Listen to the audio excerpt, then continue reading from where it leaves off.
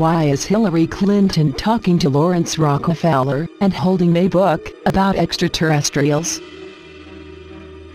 This is a picture of Hillary Clinton and Lawrence Rockefeller. As most of you probably already know, Hillary is a former Secretary of State for the Obama administration and currently a 2016 presidential candidate. She is also a longtime politician. Lawrence Rockefeller was the fourth child of John D. Rockefeller Jr. from the well-known Rockefeller family, American industrialists and political and banking kingpins who have had their hands in the creation of a large portion of the modern-day global economy.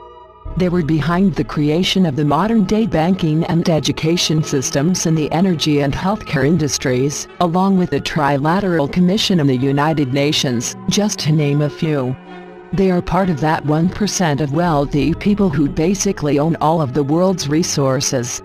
Many people believe the Rockefeller family is a sinister one, secretly conspiring to control the population, destroy/pollute the earth, and take away our rights. It is believed they hope to carve out the direction of the human race into what's known as the New World Order. And they are certainly aware of these concerns, if David Rockefeller's memoirs are any indication. Some even believe we're part of a secret cabal working against the best interests of the United States, characterizing my family and me as internationalists and of conspiring with others around the world to build a more integrated global political and economic structure, one world, if you will.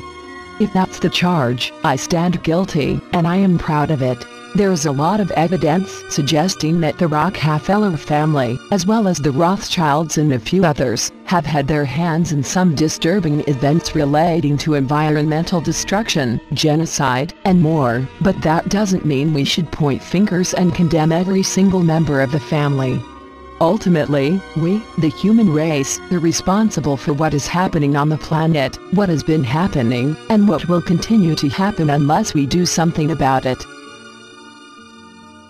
We live in a world of secrecy, and the mainstream world became more aware of this fact after Edward Snowden released the very first public disclosure of clandestine black budget operations, despite the fact that it had already, partially, been exposed by a few researchers. We don't really hear about black budget programs, or about people who have actually looked into them.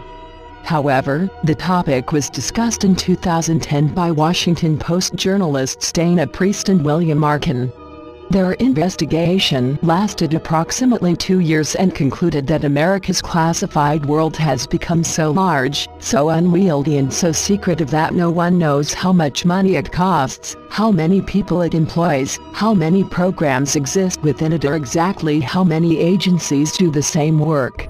Below is a close-up on the book taken from the above picture, and beside that is another angle of Hillary carrying the book while walking and talking with Lawrence. Why am I mentioning the black budget world? Because it goes hand in hand with the UFO phenomenon, which is now backed by a tremendous amount of evidence from a number of credible people, alongside a mountain of documentation. To learn more about that, you can read this article, or visit the Politics section of our website here. How we can tell what book Hillary is holding, and why it's important. The book you see Hillary Clinton holding is titled, Are We Alone? It was written by Paul Davies, a well-respected American physicist who has held professorships at various universities.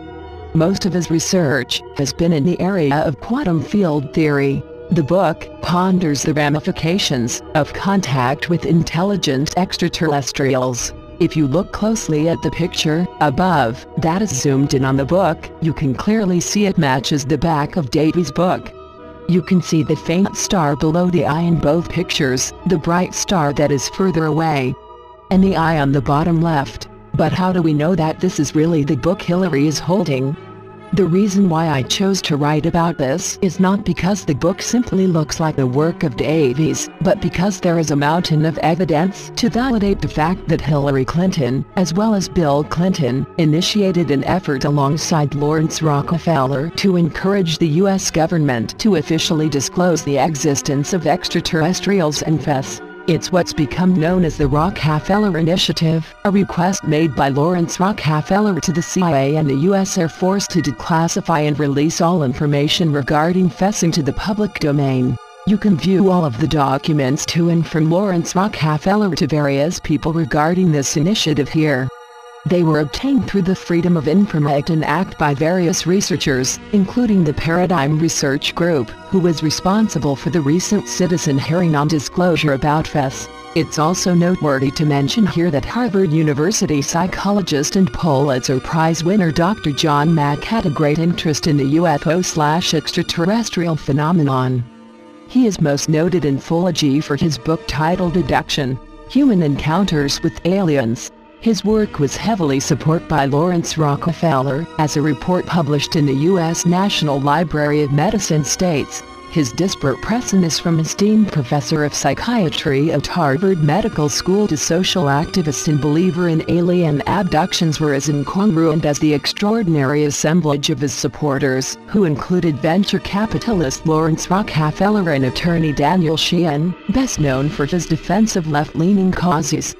Source: I just want to make it clear that Lawrence Rockefeller maintains an obvious interest in this subject, and that the Rockefeller Initiative was indeed a real one, as illustrated by the documents linked above.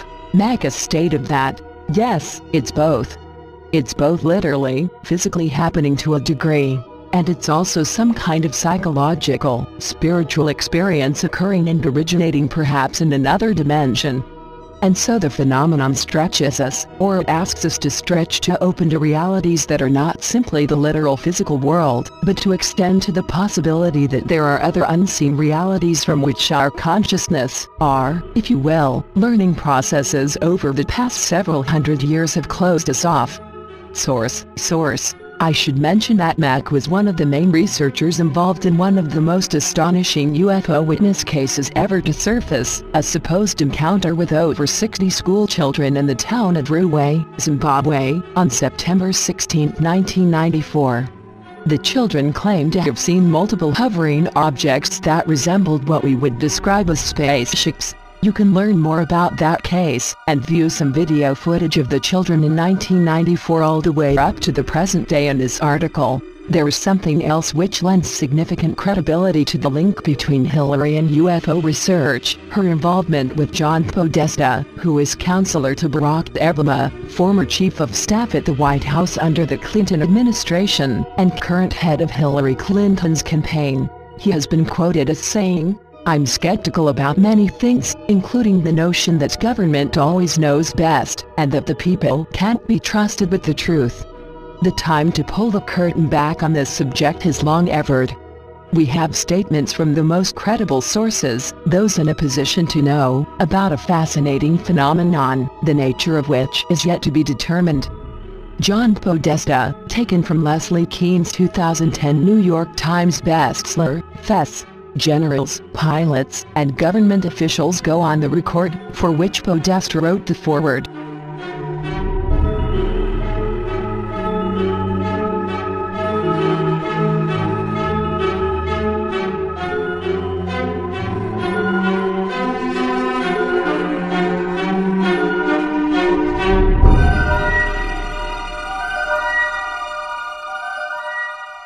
I think it's time to open the books on questions that have remained in the dark, on the question of government investigations of UFOs.